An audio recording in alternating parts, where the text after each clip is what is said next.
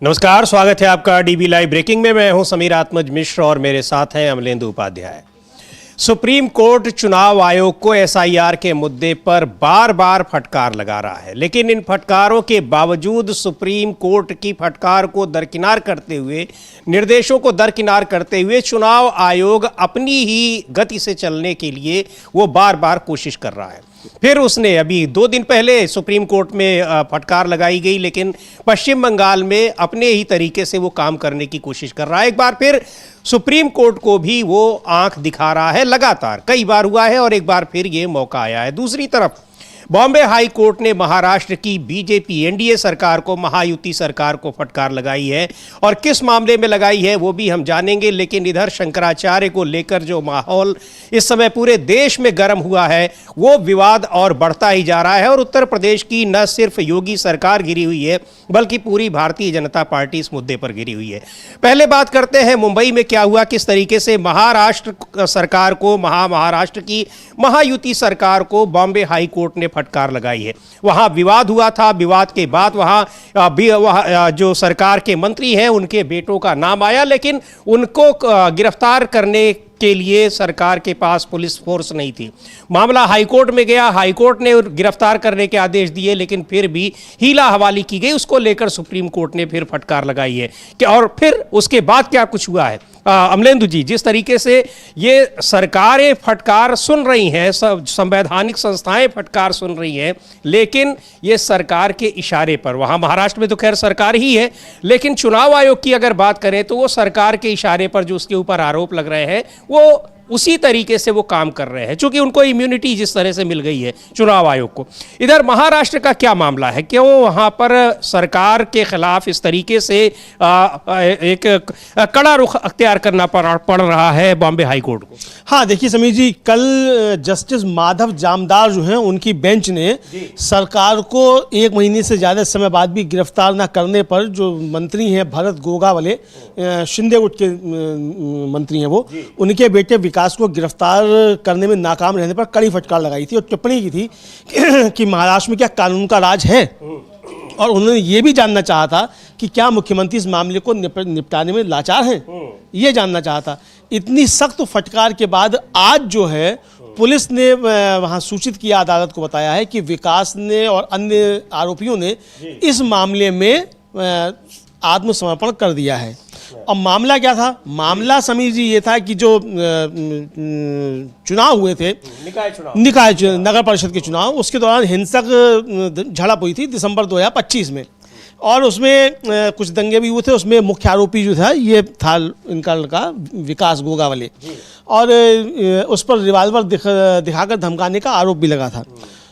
और अग्रिम याचिका जो थी, जमानत याचिका थी उनकी, वो खारिज हो गई थी। उसके बावजूद जो थी वो गिरफ्तारी उनकी नहीं हो रही थी। इस पर अदालत ने बड़ी फटकार लगाई थी और सवाल किया था हाईकोर्ट ने कि क्या राज्य में कानून का शासन है, और क्या मुख्यमंत्री इतने बेबस है कि एक मंत्री के बेटे के खिलाफ कार्रवाई नहीं कर पा रहे हैं। तो ये किस तरीके से शिंदे का दबाव जो है वो सरकार पर काम कर रहा था, ये एक तरह से देखने में आया कि उनके मंत्री का बेटा अगर रिवाल्वर भी दिखाएगा, कानून तोड़ेगा, आप अपराध करेगा, तो भी गिरफ्तार नहीं होगा। और जब हाईकोर्ट इतनी सख्त टिप्पणी करता है, उसके बाद ही पुलिस उसे गिरफ्तार नहीं करती है, बल्कि वो खुद जाकर आत्मसमर्पण करता है पुलिस के थाने में जाकर। उसको इतना मौका दिया गया कि वो खुद ही जाकर वहां पर सरेंडर करे, समर्पण करे। लेकिन कितनी सख्त टिप्पणी है कि कानून का शासन है या नहीं। और कई बीजेपी शासित राज्यों में वहां के हाई कोर्ट्स की और सुप्रीम कोर्ट की ये लगातार इस तरह की टिप्पणियां आ रही। हाँ बिल्कुल, लगातार कई टिप्पणियां इस तरीके की आ चुकी हैं, और सरकार जो एक तरीके से कहा जाए वो इस तरह की टिप्पणियां सुनती रहती है,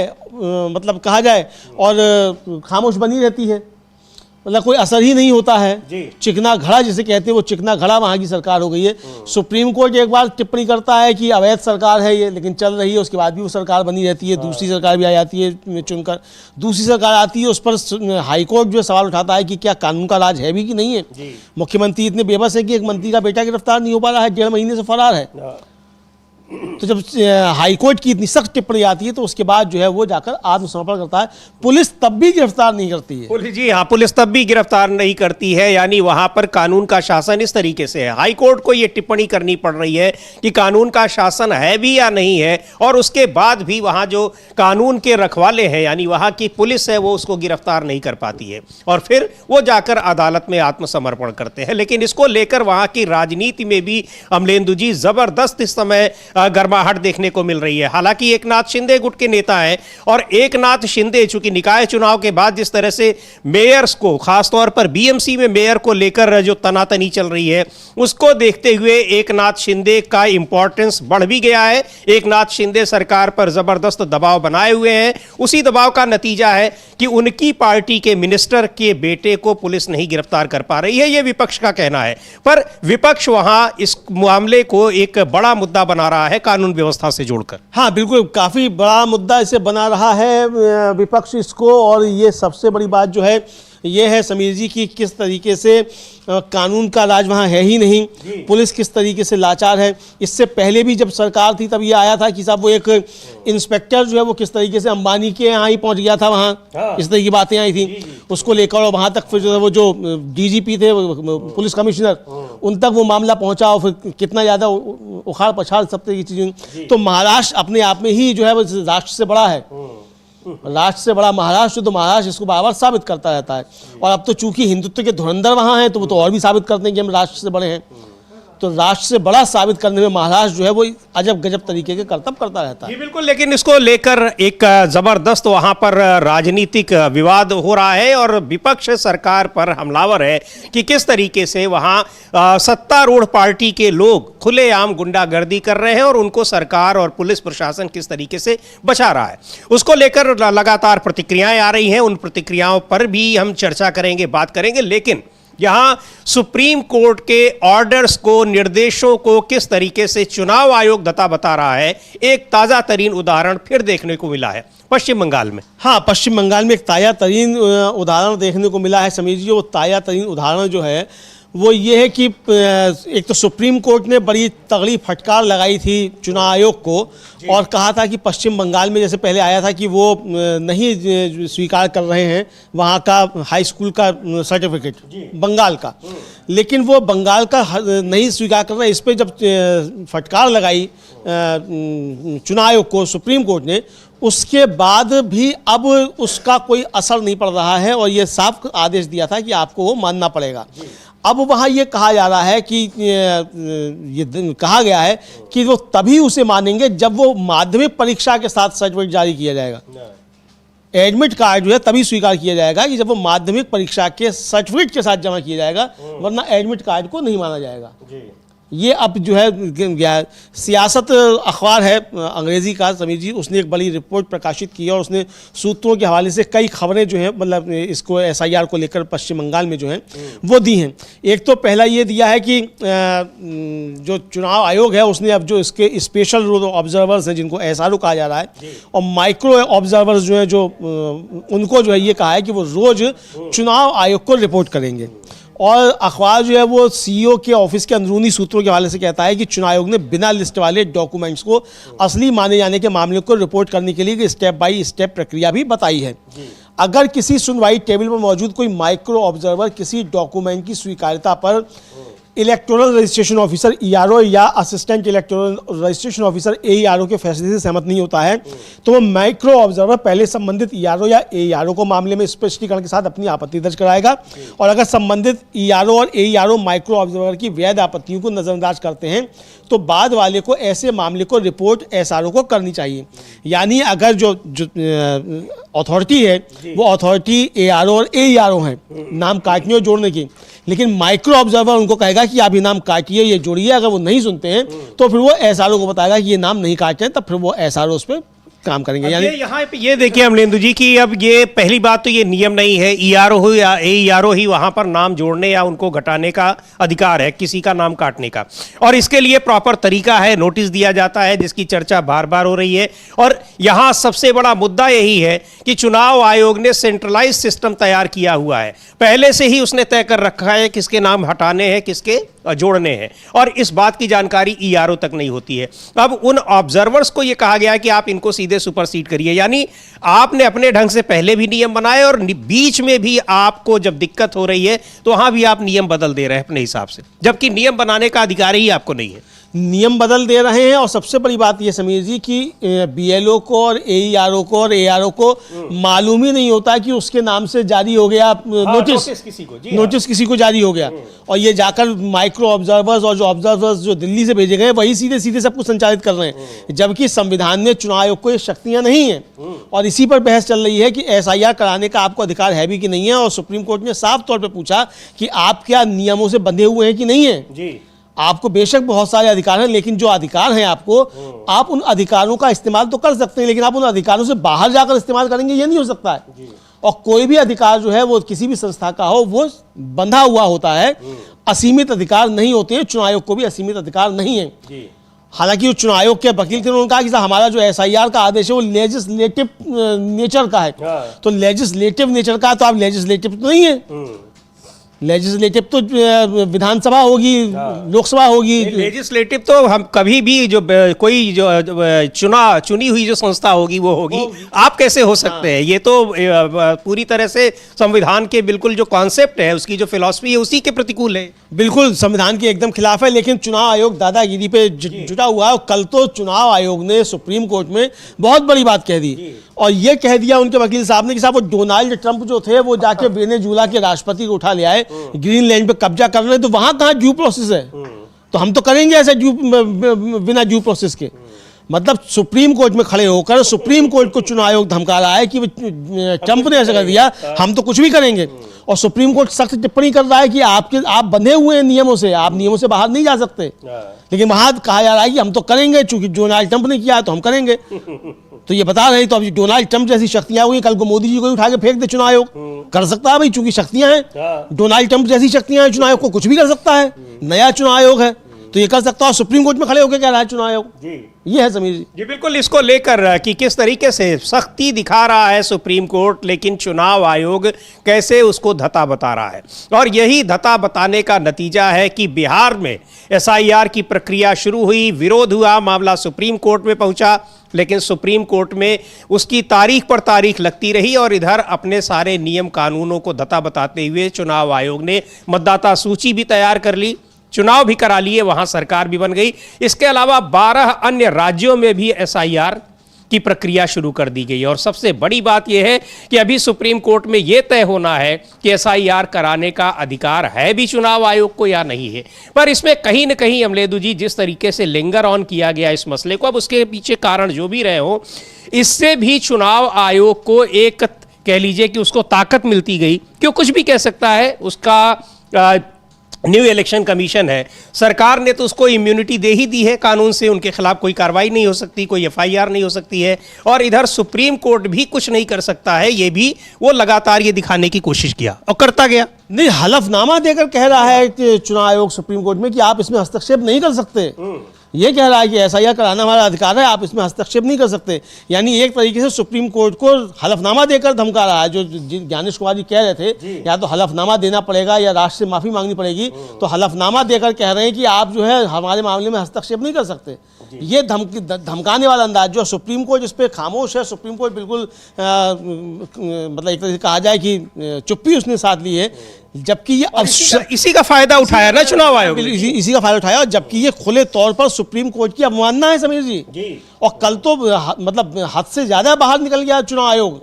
और सुप्रीम कोर्ट को उसी समय कंटेम्प्ट जो था वो आदेश देना चाहिए था कि आपके ऊपर कंटेम्प्ट का जो है आदेश दिया था। आप सुप्रीम कोर्ट में खड़े होकर आप बात कर रहे हैं कि आप नियम कानून नहीं मानेंगे। आप भारत के संविधान का हवाला दोगे सुप्रीम कोर्ट में, या वहां अमेरिका क्या कर रहा है उसका हवाला दोगे? और अमेरिका के भी संविधान का हवाला नहीं दे रहे हो, ट्रंप की गुंडागर्दी बदमाशी का उसका हवाला दे रहे हो। तुम बदमाश हो क्या? जबकि ट्रंप की इन गतिविधियों का कितना विरोध वहां पर हो रहा है। अभी जब कांग्रेस में मतदान होगा तब देखने में आएगा। वहां के जोरान ममदानी जो वहां के न्यूयॉर्क के मेयर चुने गए हैं, उन्होंने साफ तौर पर उसका विरोध किया। रोज वहां प्रदर्शन हो रहे हैं ट्रंप के खिलाफ। ट्रंप फंसा हुआ है वहां बुरी तरीके से और पूरी दुनिया में उसकी मजम्मत हो रही है। भले ही भारत के प्रधानमंत्री उनके मुख से एक शब्द ना निकला हो वेनेजुएला को लेकर, लेकिन बाकी दुनिया तो इसके खिलाफ मुखालफत कर रही है ना, ट्रंप का विरोध कर रही है ना।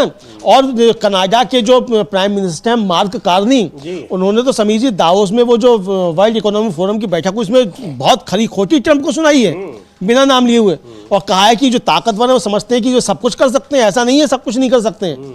तो यानी पूरी दुनिया उसकी मजम्मत कर रही है और यहाँ खड़े होकर सुप्रीम कोर्ट में कहा जा रहा है कि ट्रंप जो बदमाशी कर रहा है हम भी वही करेंगे। जी बिल्कुल। और इसको लेकर चूंकि सुप्रीम कोर्ट में ये मामला लंबे समय से चल रहा है, लगातार सुनवाई हो रही है, पर सुप्रीम कोर्ट के सुनवाई के बावजूद यानी मामला प्रीजुडिस होने के बावजूद चुनाव आयोग जो करना है वो लगातार करता चला जा रहा है। उसी एसआईआर को लेकर जिस पर यह सवाल उठा है कि वो एसआईआर कर भी सकता है या नहीं कर सकता है, तो इसका चुनाव आयोग फायदा उठा रहा है, धता बता रहा है, आंख दिखा रहा है। लेकिन सुप्रीम कोर्ट में सुनवाई भी चल रही है, क्योंकि सुप्रीम कोर्ट को इस पर सख्त एक्शन अगर लेना था तो सुप्रीम कोर्ट को आगे बढ़ने से चुनाव आयोग को रोकना था। कम से कम बिहार के बाद अन्य 12 राज्यों में तो कतई आगे बढ़ने की अनुमति नहीं देनी चाहिए थी, लेकिन दिया जा रहा है। तमाम संवैधानिक संस्थाओं पर इस तरह से सवाल उठ रहे हैं। अमलेंदु जी, जिस तरह से राज्यपालों को लेकर, खास तौर से उन राज्यपालों को जो विपक्ष शासित राज्यों में यानी गैर बीजेपी शासित राज्यों में राज्यपाल हैं, यानी जैसे तमिलनाडु है, कर्नाटक है, केरल है, पश्चिम बंगाल है, वहां के राज्यपाल तो सारी संवैधानिक मर्यादा और परंपरा को तार तार कर दे रहे हैं। जो अभिभाषण होता है सत्र के दौरान उसको भी नहीं पढ़ रहे हैं। बिल्कुल उसको नहीं पढ़ना है, जबकि इसके लिए बाध्य है पढ़ने के लिए कि जो सरकार लिख के देगी आपको वही पढ़ना होगा। आप उससे एक शब्द नहीं कर सकते इधर उधर, शब्द तो छोड़िए कॉमा फुल स्टॉप आप इधर उधर नहीं कर सकते। और वरना फिर आप ये कीजिए कि पहली लाइन पढ़िए, आखिरी लाइन पढ़िए, पढ़ के आप निकल जाइए, आप पढ़ा हुआ मान लिया जाएगा। लेकिन वहां तो कह रहे हैं कि हम नहीं पढ़ेंगे, अपने मन का पढ़ेंगे। मतलब निर्वाचित सरकार का जो उसमें अभिभाषण होगा उसके बजाय वो अपना अभिभाषण पढ़ेंगे। हाँ, अपना अभिभाषण पढ़ेंगे और सरकार जो है मतलब जो सरकार जो कहेगी उसको नहीं पढ़ेंगे। जबकि कानूनी तौर पर बाध्य हैं, आप कैबिनेट की सलाह पर चलते हैं। और अब ये देखिए 3 राज्यों में इस तरीके का हो चुका, केरल में हो चुका, कर्नाटक में हो चुका, तमिलनाडु में भी हो चुका। तो यहाँ जहाँ विपक्ष शासित सरकारें हैं वहाँ गवर्नर जो एक समानांतर सरकार चला रहे हैं, वहाँ समानांतर सरकार चला रहे हैं और इसकी जबरदस्त आलोचना हो रही है। कर्नाटक में के एमएलसी हैं, कांग्रेस के नेता हैं नागराजू यादव, वो क्या कह रहे हैं सुनते हैं। लेकिन इसको लेकर विवाद हुआ है और राज्यपाल से असहमति दर्ज कराई वहाँ की सरकार ने, मंत्रियों ने, मुख्यमंत्रियों ने पूरी विधानसभा में। क्या कह रहे हैं नागराजू यादव, उनको सुनते हैं। No. The BJP should not turn out this matter like this. This is not correct way of doing it. The Hari Prasad, who is the senior leader of the Congress party, were trying to demand and make a request with the chief, with the Rajyapal, with the governor, saying that there is a purpose of you coming to the joint session, and you got to do your duties properly, and you were supposed to address the joint session as such. Instead of executing your duties, you just going away without even having patience to wait for a national anthem. This is not at all acceptable. The mistake is done by the BJP nominated governor, and which should be questioned by the legislators, immediately the political parties as such. Instead of correcting the mistake made by the governor, and instead of correcting the mistake made by unconstitutional act of a governor, why are they blaming Congress MLCs and why are they blaming Congress leaders? Which is not at all correct as such. What action should be taken against the governor to be removed immediately? Karnataka doesn't need a governor who doesn't respect the Constitution of India.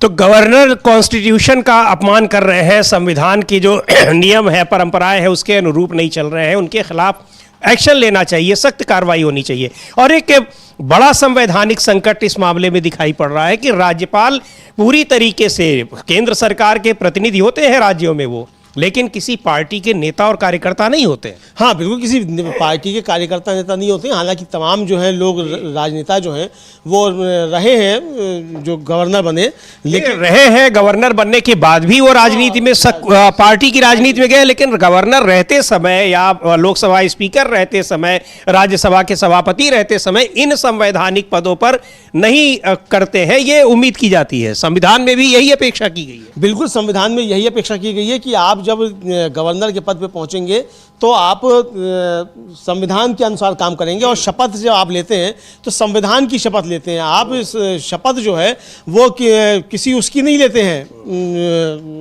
नमस्ते सदावत से की या BJP की, आप ये नहीं लेते हैं। तो ये समीर जी साफ तौर पर समझा जा सकता है कि गवर्नर्स जो कर रहे हैं, गवर्नर्स जो वास्तव में जो कहा था एक बार सुप्रीम कोर्ट ने, और खासतौर से तमिलनाडु और पंजाब के गवर्नर्स को लेकर के कहा था कि आप आग से खेल रहे हैं, तो वास्तव में ये गवर्नर्स जो है समीर जी ये आग से ही खेल रहे हैं और संविधान के साथ लगातार जो है ये खिलवाड़ करते हुए दिखाई पड़ रहे हैं।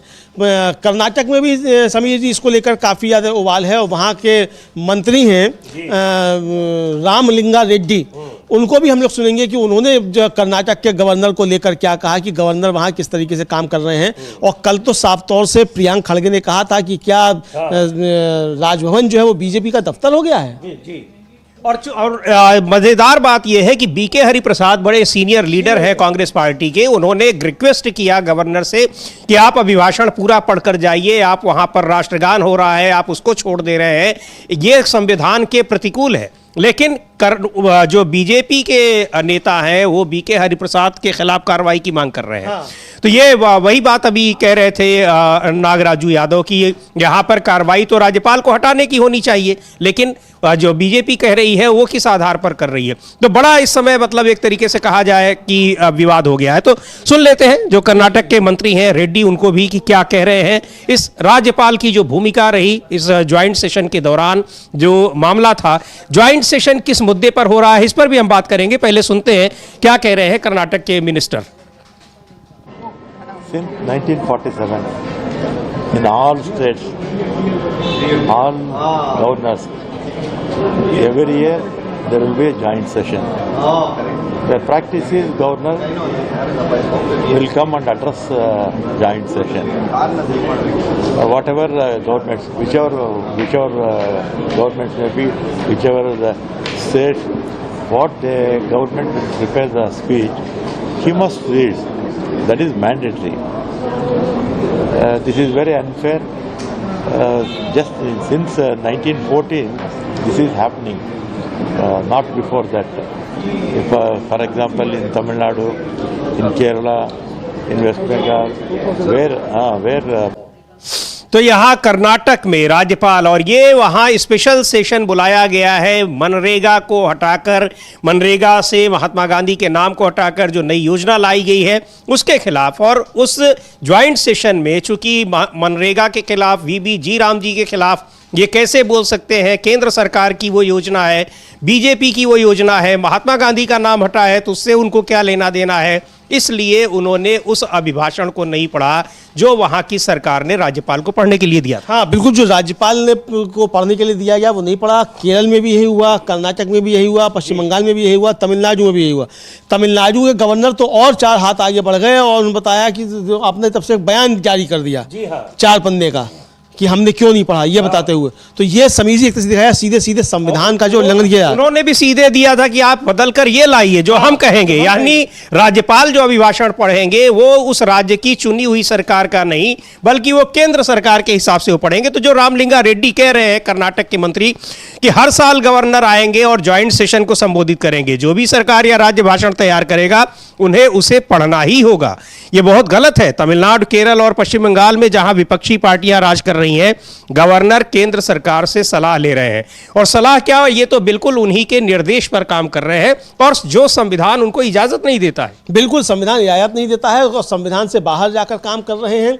कायदे से समीर जी सुप्रीम कोर्ट अगर चाहे तो इनको डंडा लगा के ठीक कर सकता है इन गवर्नर्स को, ये जो संविधान के बाहर जाकर काम कर रहे हैं। अगर आप शपथ का उल्लंघन कर रहे हैं तो आप वैसे ही उस पद के लायक नहीं रहे, तो ये हो सकता है। तो लेकिन अब ये कि करेगा कौन, सुप्रीम कोर्ट जाएगा कौन और सुप्रीम कोर्ट क्या आदेश देगा ये भी है, क्योंकि जिस तरीके से सुप्रीम कोर्ट के पहले विधेयकों को वापस करने, लंबित रखने को लेकर देखिए क्या हुआ वहां पर, और सरकार कैसे सुप्रीम कोर्ट के फैसले के खिलाफ आ गई। सुप्रीम कोर्ट के फैसले के खिलाफ आ गई और अब तो सरकार भी सुप्रीम कोर्ट में कहती है कि आप हमको इंस्ट्रक्ट मत कीजिए, ये हमारे जो मतलब जो विधायी कार्य हैं वो हैं, ये आप इसमें हस्तक्षेप मत कीजिए, ये कहती है सरकार भी। तो अब सरकार और जो न्यायपालिका है उसके बीच भी तनातनी की बातें बहुत सारी चलती रहती हैं, लेकिन अब तो लगता है कि तनातनी की बातें हैं ही नहीं। अब तो सब कुछ जो है एक राष्ट्र, एक कानून, एक नेता और एक न्यायपालिका, एक संविधान, इस तरह की बातें जो की जाती हैं सब कुछ अब एक ही है, अब दूसरा कोई होगा ही नहीं। तो इसी की तरफ देश बढ़ रहा है लगता है। और सबसे बड़ी बात तो ये कि उन्हीं के हिसाब से चाह रहे हैं कि वो पूरी व्यवस्था तैयार हो, न्यायपालिका तैयार हो, और यहाँ तक कि धर्म भी उन्हीं के हिसाब से चले। और वहाँ अगर धर्म में जो शंकराचार्य, जो सनातन धर्म की व्यवस्था कैसे चलेगी, जो तय करते हैं, अब उन्हीं को वहाँ पर स्नान करने से रोका जा रहा है, उनकी वैधता का प्रमाण पत्र मांगा जा रहा है। वो कहा जा रहा है कि आपको माघ मेला क्षेत्र से, कुंभ से, अर्ध कुंभ से हमेशा के लिए आपको यहाँ प्रतिबंधित कर दिया जाएगा। हाँ, हमेशा प्रतिबंधित कर दिया जाएगा, ये कहा जा रहा है। और ये बताया जा रहा है कि शंकराचार्यों का कोई स्थान ही नहीं है। जी हाँ, वो जो मठ हैं वो उनका स्थान है, ये बताया जा रहा है। जबकि सारे मठ और अखाड़े जो शंकराचार्यों के अंडर काम करते हैं, सबसे बड़े धर्मगुरु शंकराचार्य हैं, लेकिन अब नए नए जो पैदा हो गए धोती बांध के पता नहीं कौन कौन सब, अब वो ज्ञान दे रहे हैं कि शंकराचार्य जो है वो छोटे हैं। अब शंकराचार्य के छोटे तो हिंदू धर्म बचा ही नहीं, सनातन धर्म बचा ही नहीं जी। अगर सनातन धर्म है, हिंदू धर्म है, तो शंकराचार्य ही सबसे बड़े हैं, बाकी सब नीचे हैं। बाकी सब सिर्फ भगवा ओढ़ने वाले हैं, कपड़ा ओढ़ने वाले, यूनिफॉर्म पहनने वाले। धर्मगुरु जो है वो शंकराचार्य ही है, बाकी और कोई कुछ नहीं है। बिल्कुल। और इसको लेकर प्रयागराज में ही नहीं बल्कि पूरे देश में एक विवाद चल रहा है कि आखिर शंकराचार्यों का ये अपमान जानबूझकर सरकार क्यों कर रही है, भारतीय जनता पार्टी क्यों कर रही है, और भारतीय जनता पार्टी के तमाम शीर्ष नेता उस पर खामोश क्यों हैं। हालांकि अब धीरे धीरे अमलेंदु जी, पहले छोटे स्तर के नेताओं ने और अब बड़े स्तर के नेताओं के विरोध भी अब सामने दिखाई पड़ने लगे हैं।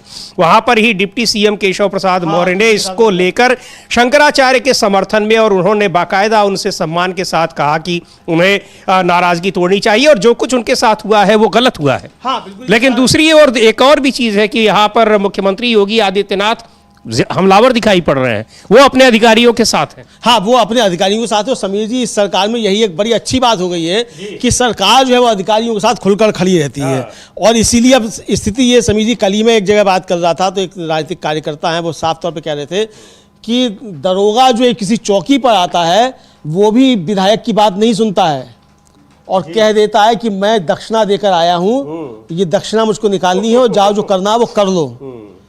सत्तारूढ़ विधायकों से कहता है दरोगा। आप समझ लीजिए कि किस तरीके से सरकार चल रही है, यानी पूरी तरीके से एक पुलिस स्टेट जो है वो इसको बनाकर तैयार कर दिया गया है। ये समझा जा सकता है कि इस तरीके की बातें अब लगातार वो चल रही हैं।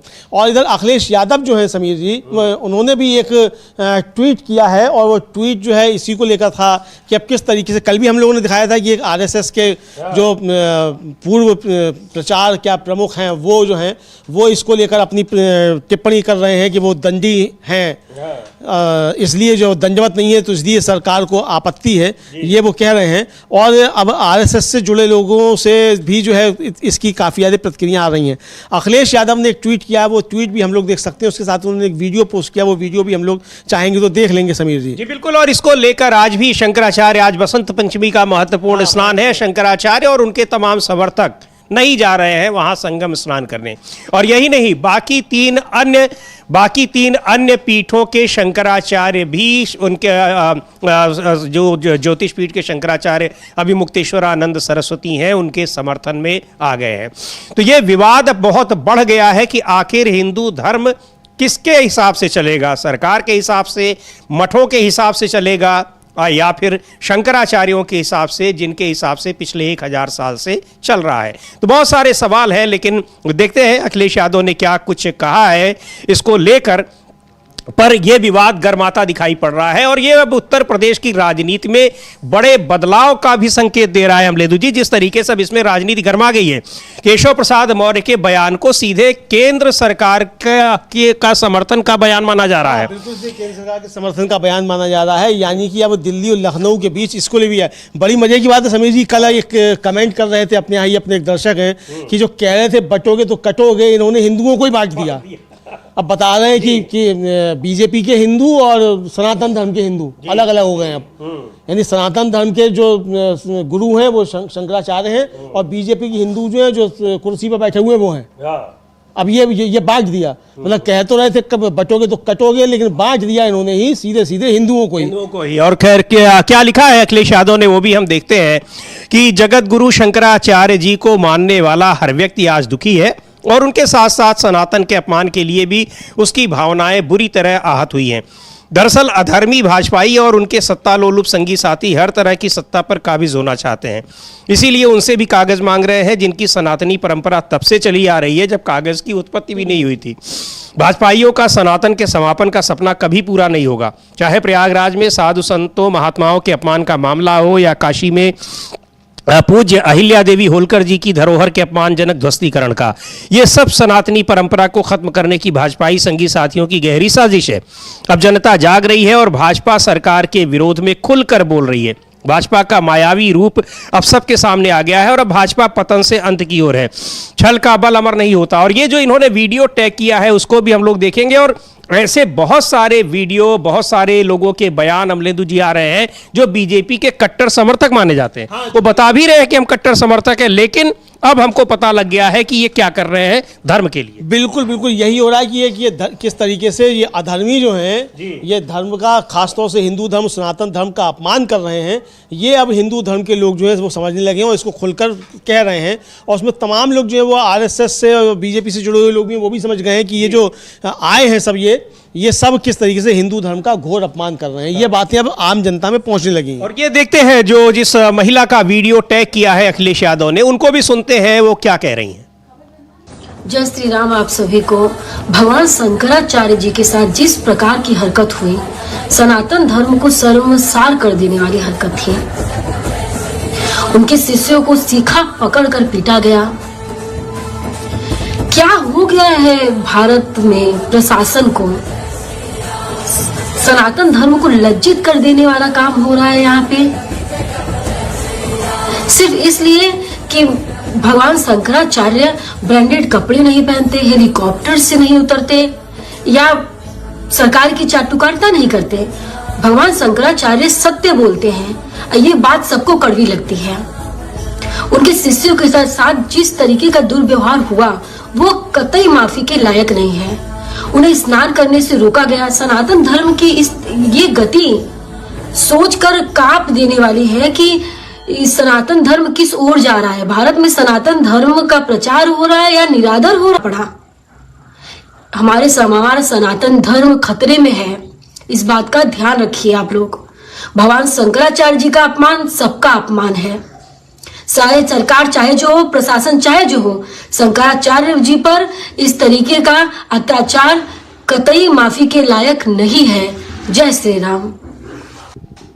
तो ये इस तरह के बहुत सारे का बयान है, ये अखिलेश यादव ने ट्वीट किया। ऐसे बहुत सारे बयान सोशल मीडिया में दिख रहे हैं और इस जो शंकराचार्य के साथ जो कुछ हुआ है उसका जबरदस्त विरोध हो रहा है, पूरे देश में विरोध हो रहा है। बिल्कुल समीर जी, पूरे देश में इसका विरोध हो रहा है शंकराचार्य का। और ये साफ मतलब शंकराचार्य के साथ जो किया जा रहा है इसका पूरे देश में विरोध हो रहा है। और विरोध समीर जी कई मसलों पर सरकार का ज़बरदस्त तरीके से हो रहा है, लेकिन सरकार भी सरकार है, अपने कामों पर जुटी हुई है। अब सरकार जो है समीर जी वो अब ईडी को लेकर भी बहुत सारी बातें हो रही हैं। अभी जो ईडी का प्रकरण हुआ तमाम पश्चिम बंगाल में और सुप्रीम कोर्ट तक मामला पहुंचा। अब ईडी के डायरेक्टर जो हैं वो पहुंच रहे हैं समीर जी पश्चिम बंगाल में। आज कोलकाता और कई जगह जाएंगे और अधिकारियों के साथ मीटिंग करेंगे। इसको लेकर टीएमसी के नेता हैं जयप्रकाश मंगलवार, उन्होंने कुछ कहा है। हाँ, मजूमदार, तो उन्होंने कुछ कहा है, वो हम लोग सुनते हैं कि वो क्या कह रहे हैं समीर जी। बिल्कुल, जयप्रकाश मजूमदार है टीएमसी के नेता और ईडी वहां जा रही है, क्या करने जा रही है और जहां भी विपक्ष शासित राज्यों की सरकारें होती हैं, चुनाव से ठीक पहले ये एक सेरिमोनियल बन गया है कि वहां ईडी को, सीबीआई को जाना ही है। हाँ बिल्कुल, ईडी और सीबीआई को जाना ही है चुनाव से पहले। अब तो डायरेक्टर साहब खुद पहुंच रहे हैं। अभी तक तो चपरासियों को और क्लर्कों को, अधिकारियों को भेज देते थे, अब ईडी के डायरेक्टर साहब खुद पहुंच रहे हैं। तो सुनते हैं क्या कह रहे हैं जयकांत मजूमदार, वहां पर ईडी के डायरेक्टर जो जा रहे हैं पश्चिम बंगाल में, क्या करने जा रहे हैं, सुनते हैं उनसे। क्या ईडी का डायरेक्टर क्या होता है? क्या राष्ट्रपति या प्रधानमंत्री? ईडी का डायरेक्टर आया गया जाएगा।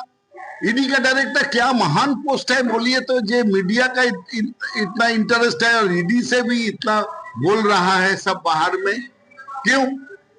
कौन है ये? मोदी का अपॉइंटेड एक आदमी जिसको बताया गया जो काम करता है according to his master's voice.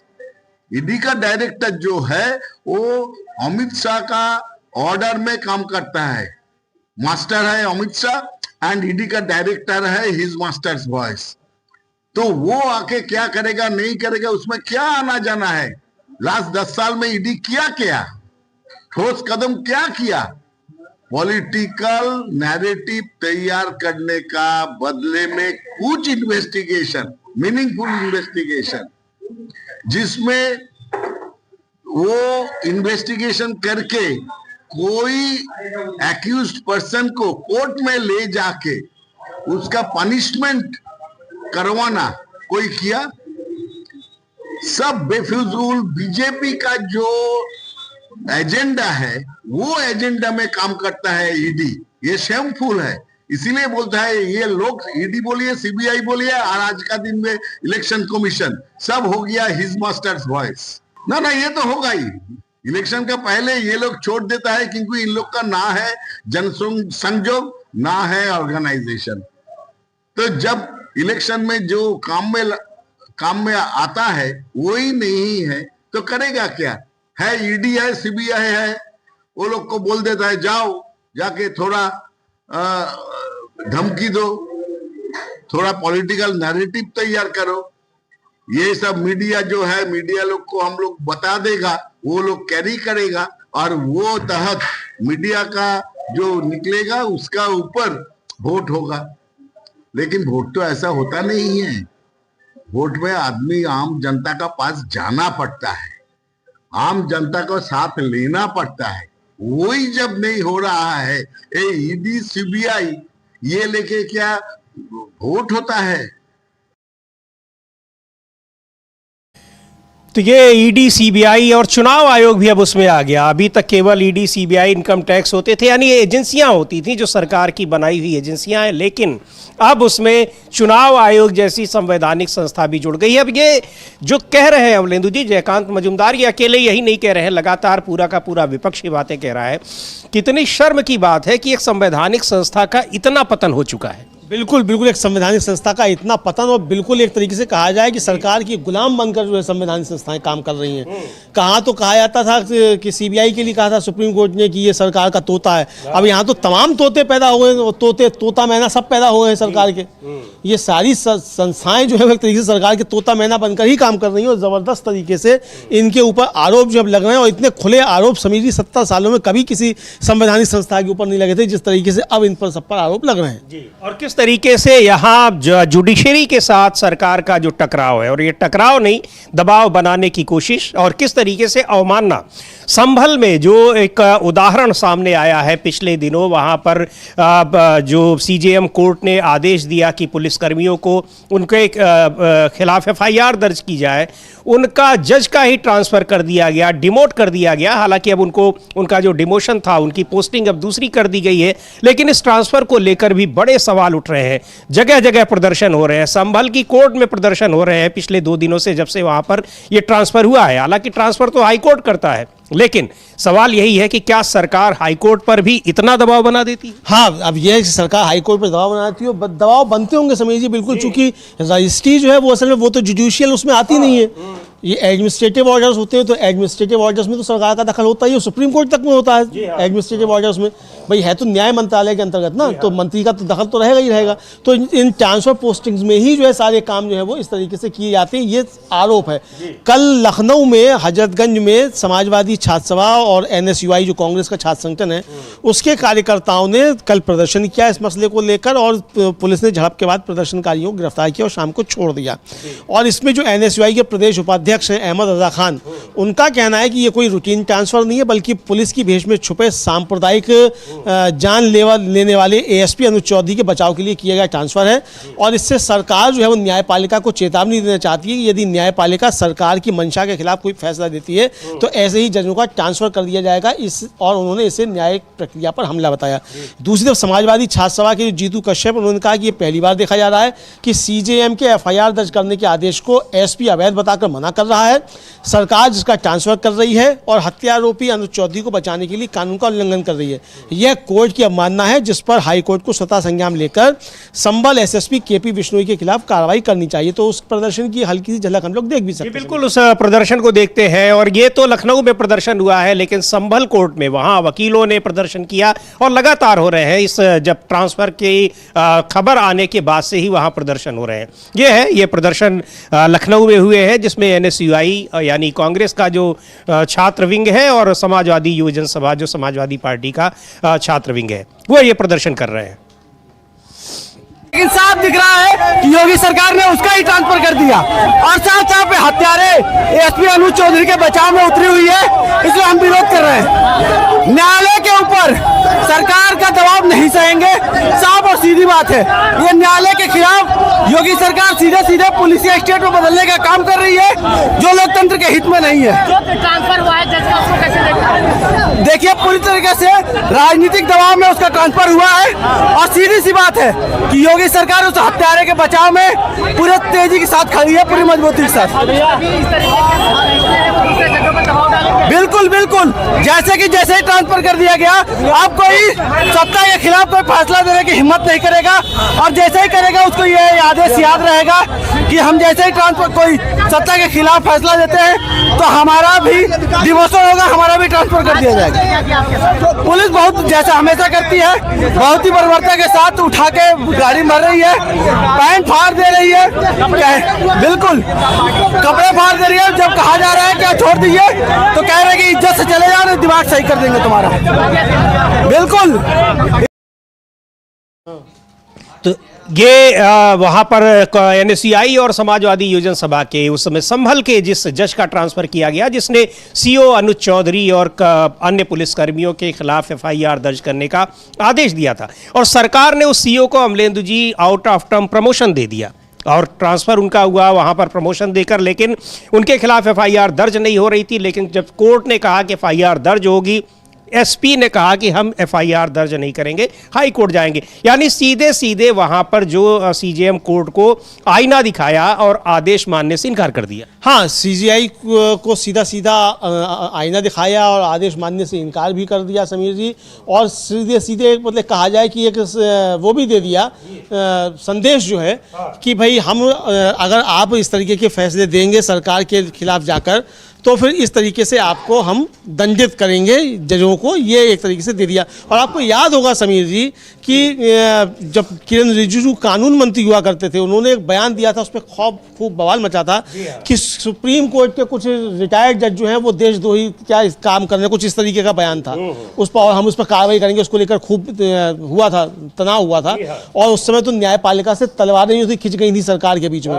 तो यानी सुप्रीम कोर्ट को भी डराने की एक कोशिश जो है वो इस तरीके से सरकार की तरफ से की जाती रही है। तो इसको लेकर बहुत सारी बातें हो रही हैं। इधर जो ये समीर जी आपने बताया था कि केशव प्रसाद मौर्य जो हैं उत्तर प्रदेश के उप मुख्यमंत्री हैं, उन्होंने शंकराचार्य के समर्थन में बयान दिया है। सरकार मतलब जो सरकार के इशारे पे जो आरोप लग रहे हैं कि शंकराचार्य के साथ बदसलूकी की गई, उसके विरोध में उन्होंने कहा है तो ये लखनऊ और दिल्ली के बीच जो कुछ चल रहा है उसकी तरफ भी एक इशारा समिति ये निश्चित तौर पर देता है। तो सुन भी लेते हैं केशव प्रसाद मौर्य ने कहा क्या है। और केशव प्रसाद मौर्य सीधे तौर पर वहां जो कुछ हुआ है वो उसका एक विरोध कर रहे हैं। एक बात और भी है अमलेंदु जी, वहां के जो जिलाधिकारी हैं, हालांकि माघ मेला के प्रशासनिक अधिकारी अलग होते हैं, लेकिन प्रयागराज के जो डीएम है वो मुख्यमंत्री के करीबी बाबाओं के यहाँ जाकर वो रोटी बनाते हैं बैठकर।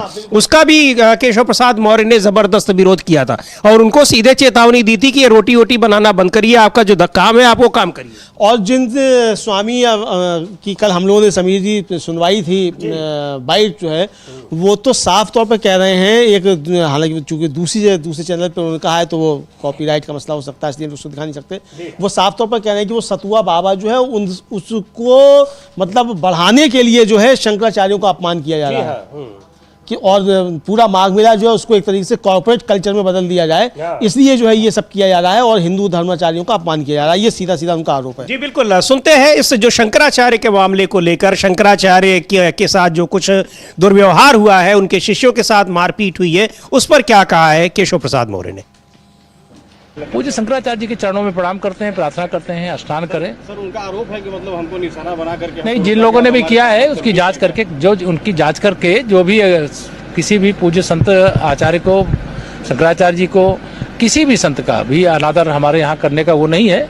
अगर कोई ऐसा किया होगा जांच करके कार्रवाई करेंगे, लेकिन उनके जो भी ऐसा किया है उसकी जांच करके कार्रवाई करेंगे। लेकिन अभी पहला ये है, भगवान शंकराचार्य जी के चरणों में प्रार्थना करता हूँ कि वो अपना जो भी विरोध है उसको समाप्त करके संगम स्नान करके मेले। अब ये डिप्टी सीएम वहां पर सीधे तौर पर उनसे माफी मांग रहे हैं। हालांकि वो सीधे उत्तरदायी नहीं है वहां, चूंकि प्रशासन, लेकिन कह रहे हैं कि जांच होगी। अब इस जांच में क्या होगी, इस जांच को लेकर, जांच जिसको करवानी है यानी जो शीर्ष पद पर बैठे हुए हैं मुख्यमंत्री योगी आदित्यनाथ, कल हरियाणा में उनके एक भाषण की बड़ी चर्चा हो रही है अमलेंदु जी।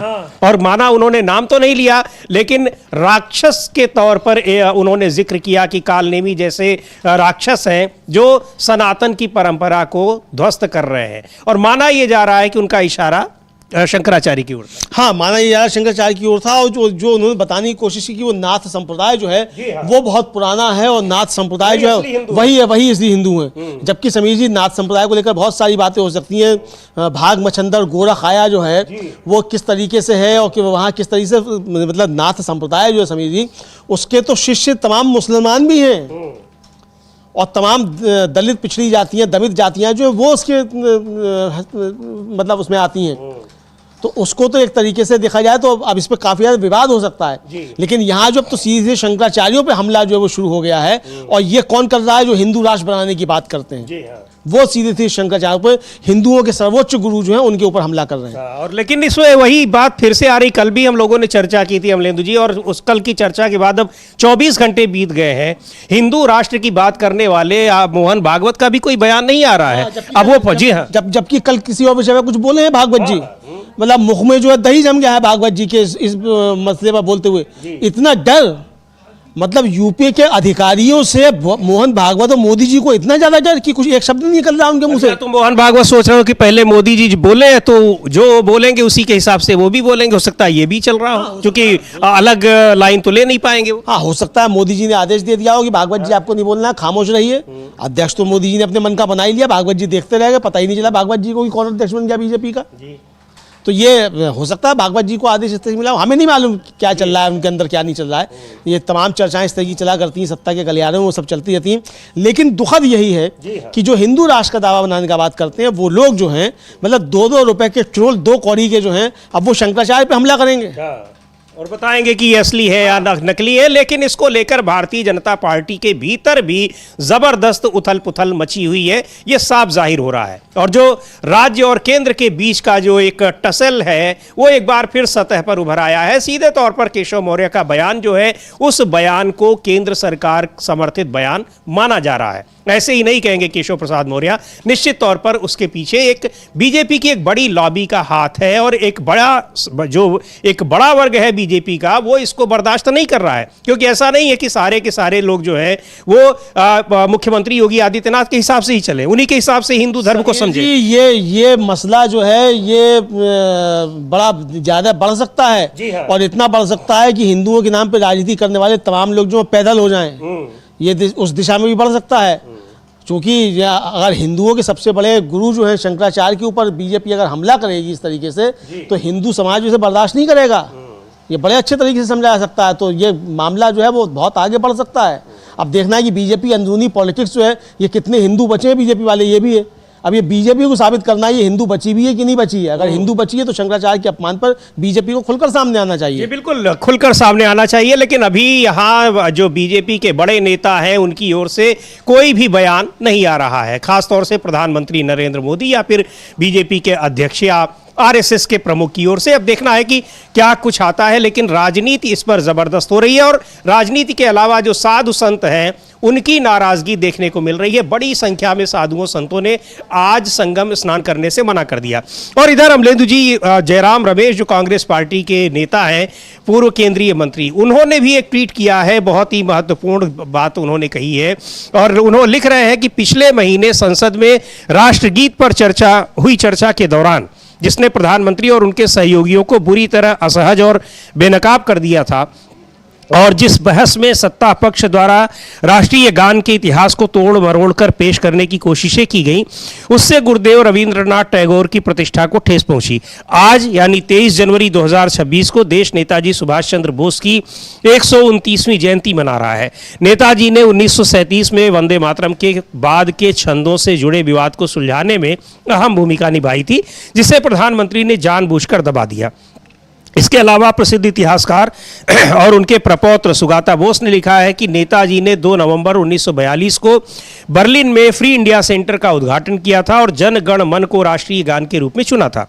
इसके आगे 2 अक्टूबर 1943 को सिंगापुर में नेताजी ने आज़ाद हिंद सरकार के लिए जय हिंद उद्घोष वाक्य के रूप में अपनाया, एक ऐसा नारा जिसे प्रधानमंत्री और उनकी पार्टी कभी आवाज़ नहीं देते। और निश्चित ही 6 जुलाई 1944 को सिंगापुर से किए गए एक रेडियो प्रसारण में नेता ही जी थे जिन्होंने पहली बार महात्मा गांधी को राष्ट्रपिता कहा, जिनकी स्मृति और विरासत को प्रधानमंत्री व्यवस्थित रूप से मिटा रहे हैं, जिसका ताज़ा उदाहरण मनरेगा को ख़त्म करना है। प्रधानमंत्री भारत के सबसे बड़े इतिहास से विकृत करता है। शायद पूरे एंटायर पॉलिटिकल साइंस में इसी की पढ़ाई होती थी। अब चूंकि वो विषय ऐसा है कि एक ही स्टूडेंट हुआ, उसके बाद वो विषय कहीं दिखाई नहीं पड़ता है। पहला और आखिरी, वो विषय ही ऐसा है कि उसका पहला और आखिरी स्टूडेंट प्रधानमंत्री नरेंद्र मोदी ही। उसके बाद ना तो उनसे पहले कोई पढ़ा, ना उसके बाद कोई पढ़ा, ना उसका कोई शिक्षक हुआ। ये भी है, उस विषय का कोई शिक्षक भी नहीं हुआ एंटायर पॉलिटिकल साइंस का। तो ये तो चूंकि नॉन बायोलॉजिकल है, जयराम रमेश जी बार कहते रहते हैं कि नॉन बायोलॉजिकल प्राइम मिनिस्टर जो हैं, तो नॉन बायोलॉजिकल जो है तो ऐसे ही कर्तव्य किया करते हैं। तो कर्तव्य की उन्होंने, तो अब उनकी जो कर्तव्य की पोल खोली जा रही है, कांग्रेस इसकी पोल खोल रही है। इधर समीर जी, असम में 2 महीने बाद या 3 महीने बाद समझिए कि विधानसभा के चुनाव हैं। कांग्रेस वहाँ जोर शोर से तैयारी कर रही है। कल डिब्रूगढ़ में एक उनका जो था कार्यक्रम हुआ कांग्रेस का वहाँ, और वहाँ जो कार्यक्रम हुआ उसको लेकर बहुत सारी बातें वहाँ हुई उस कार्यक्रम में। और सबसे बड़ी बात जो हुई कि वो मतलब करप्शन से लेकर चाय बागानों और आदिवासियों समुदायों, इन सबके मामले को लेकर बातचीत हुई। कांग्रेस के नेता हैं बंधु तिर्की, उन्होंने उस कार्यक्रम में क्या हुआ उसको लेकर अपनी बात कही। हम लोग उसको सुन सकते हैं सर। बिल्कुल, वहाँ सुन सकते हैं। और असम में इस समय कई मुद्दों पर वहाँ सरकार को कांग्रेस पार्टी घेर रही है। लगातार कई वहाँ पर आंदोलन हो रहे हैं, प्रदर्शन हो रहे हैं। कई मुद्दों पर वहाँ की जो हिमंता बिस्वा शर्मा की सरकार है वो घिरी हुई है, आरोप उस पर लग रहे हैं। हालांकि मुख्यमंत्री इस समय दावोस गए हुए हैं और लेकिन सुनते हैं क्या कहा है कांग्रेस नेता बंधु तिर्की ने वहाँ की असम की जो बीजेपी सरकार है उसे लेकर। आगामी 3 महीना के बाद एक चुनाव है और जो असम का हालात है भ्रष्टाचार से लेकर, चाहे टी ट्राइब का मामला हो, जनजाति का मामला हो, यहाँ का शिक्षा का मामला है, स्वास्थ्य का मामला है, ये तमाम चीज़ों से जनता परेशान है और जनता यहाँ पर परिवर्तन चाहती है। यहाँ के टी ट्राइब को ट्राइबल के सूची में देश के प्रधानमंत्री जी ने घोषणा किया था, लेकिन जब वोट आता है तब केवल घोषणा किया जाता है। अब तक उनका हाल बहुत ही कहा जाए कि चिंताजनक है। साथ में टी ट्राइब के मजदूरी का मामला, उनका जमीन जिस तरह से लूटा जा रहा है, उनको पट्टा नहीं दिया जाना, ये तमाम चीज़ों के लेकर के आने वाले दिन में जनता के बीच में कांग्रेस पार्टी जाएगी और हर हालात में हम भारतीय जनता पार्टी को सत्ता से बेदखल करेंगे। ये हमारे कार्यकर्ताओं को बीच में आज बैठक था। कार्यकर्ताओं को हम लोग इस तरह की बातों को लेकर के उसको भेजे हैं। अब हम जमीनी स्तर पर, नीचे स्तर पर, ग्रामीण स्तर पर जा करके लोग इसको बताएंगे। अभी आपका बहुत कम समय है चुनाव का, लेकिन हमारे कार्यकर्ता, प्रखंड अध्यक्ष, जिला अध्यक्ष, मंडल अध्यक्ष, हम लोग इसको बूथ स्तर तक ले जाने के लिए हम लोग हर संभव प्रयास करेंगे और आने वाले दिन में हम हर हालात में कांग्रेस की सरकार, यह जनता परिवर्तन चाह सरकार हमारी बनेगी। आपने कहा था कि हिमंत बिस्व शर्मा को जो है छत्तीसगढ़ में लोग घुसने नहीं देंगे। हाँ, आपने यहाँ पे मंच पे कहा है कि छत्तीसगढ़ में हिमंत बिस्व शर्मा को लोग घुसने नहीं देंगे। झारखंड में उज गया था और कमर हिला हिला के भाषण देकर के आया था। जनजाति वहाँ के इतने गुस्से में है, वो हिम्मत नहीं करता है जाने का वहाँ पर। चुनाव के बाद कहाँ गया वो? बड़ी बड़ी बात करके वादा करके आया, जाना चाहिए। वो तो जा गया नहीं एक बार भी, वहाँ के जनता को थैंक्स देने के लिए जाना चाहिए ना। उसको हिम्मत नहीं है। और असम के लोग स्वाभिमानी लोग होते हैं, इनके स्वाभिमान में ठेस लग गया है। ये किसी हालात में उसको यहाँ ये अपमान बर्दाश्त नहीं करेंगे और उसको सत्ता से बेदखल करके ही रहेंगे असम की जनता। तो वहां पर सरकार के खिलाफ जबरदस्त रोष है और उसको कांग्रेस पार्टी लगातार वहां पर प्रदर्शन कर रही है सरकार के खिलाफ। कांग्रेस के जो प्रदेश अध्यक्ष हैं अमलेंदु जी, गौरव गोगोई, वो भी वहां पर लगातार प्रदर्शन कर रहे हैं। और वहां भी जो पिछले दिनों गायक की जिनकी जान जुबिन गर्ग की, उसको ले वो भी एक बड़ा मुद्दा वहां पर बना हुआ है। किन परिस्थितियों में, किन हालात में उनकी मौत हुई है, उस पर भी वहां पर सरकार पर सवाल उठ रहे हैं। तो एक चुनाव से पहले असम में इस समय बुरी तरीके से कई मोर्चों पर घिरी हुई नजर आ रही है सरकार। हाँ, सरकार वहाँ कई मोर्चों पर घिरी हुई नजर आ रही है। तमाम मसले हैं, घुसपैठ का मसला है, एनआरसी का मसला है और सबसे बड़ा वहाँ जो है जुबिन गर्ग की जान जाने का मसला बहुत बड़ा मसला बन गया है। सरकार से जुड़े लोगों पर तमाम आरोप जो हैं वो लग रहे हैं। उधर हिमंता बिस्व शर्मा जो असम के मुख्यमंत्री हैं, वो अपना हिंदुत्व का राग अलाप रहे हैं। जी हाँ। तो बहरहाल वो तो एक ही राग है, तो वही अलापेंगे, तो और क्या करेंगे। लेकिन कांग्रेस वहाँ मजबूती के साथ अपना प्रतिरोध दर्ज करा रही है और चुनाव की तैयारियां असम में जोरों से शुरू हो गई हैं। गौरव गोगोई ने भी डिब्रूगढ़ में इस कार्यक्रम के बाद संवाददाताओं से बातचीत की। हम लोग सुन सकते हैं कि गौरव गोगोई भी क्या कह रहे हैं। जी बिल्कुल, सुनते हैं गौरव गोगोई को। सभा का उद्देश्य है कि आने वाले समय में कांग्रेस का कार्यकर्ता असम के हर गांव में जाकर हु इज हिमंत बिस्व शर्मा, कौन है हिमंत बिस्व शर्मा, उनका पूरा जो जीवन कहानी है, उनका जो अहंकार है, पैसों के प्रति लोभ है, जमीन को लेकर जो भ्रष्टाचारी है, सब कुछ हम लोगों के पास लेके जाएंगे। लोग जानते हैं और हम हिमंत बिस्व शर्मा कौन है, उसकी असली सच्चाई लोगों के पास लेके जाएंगे। तो हिमंता बिस्व शर्मा की सच्चाई लेकर जाएंगे। वहां पर बहुत सारे आरोप मुख्यमंत्री पर लग रहे हैं, जमीन हथियाने के, जमीन पर कब्जा करने के और भी आदिवासियों की जमीन कब्जा करने के असम में। तो इन सब के बीच असम सरकार घिरी हुई है, लेकिन उसके पास एक बड़ा मुद्दा है, हिंदुत्व का मुद्दा। वो हिंदुत्व के मुद्दे पर भी पूरी पार्टी किस तरीके से घिरी हुई है, ये शंकराचार्य के जो शंकराचार्य को लेकर उनके साथ जो दुर्व्यवहार हुआ है प्रयागराज में, उसको देखकर पता चलता है। बीजेपी इस समय एक जो हिंदुओं का बड़ा वर्ग है वो बीजेपी पर हमलावर है। हालांकि ये भी कहा जा रहा है कि वहां पर शंकराचार्य के खिलाफ भी साधु संत हैं, लेकिन ये साधु संत कौन है, इनको सभी लोग जानते हैं। आगे क्या कुछ होता है, इन सब पर रहेगी हमारी नजर। आप बने रहिए डीबी लाइव के साथ। इस कार्यक्रम को अब यहीं समाप्त करते हैं। मुझे और अमलेंदु उपाध्याय को दीजिए अनुमति। नमस्कार।